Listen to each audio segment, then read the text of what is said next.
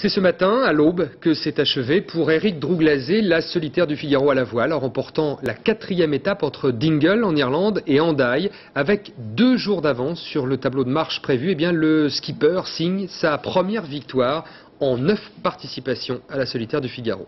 Sur place, sur les pontons, Éric Perrin, Bernard Bonarme. 9 ans qu'il voulait cette victoire. En franchissant la ligne ce matin en première position de la dernière étape, Eric Drouglazé réalise son rêve, entrer dans le club prestigieux des vainqueurs de la solitaire du Figaro. J'ai appris sur les autres Figaro à me faire mal. Toutes les étapes que j'ai gagnées, c'était comme ça. C'est toujours à la douleur. Hein. C'est toujours, on peut jamais gagner une étape sans se faire mal sur l'eau. Gros vent, grosses conditions, orage.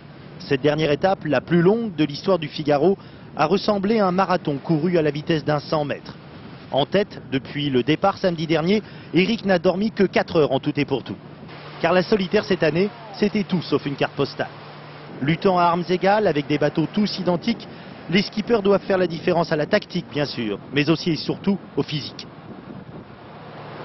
Le bateau sous pilote automatique il tient pas, il est à 40 degrés de gîte, donc 40 degrés de gîte et puis ça tape dans tous les sens. Difficile pour nous autres terriens d'imaginer les efforts nécessaires pour rester éveillés, manœuvrer, seuls dans une telle mer.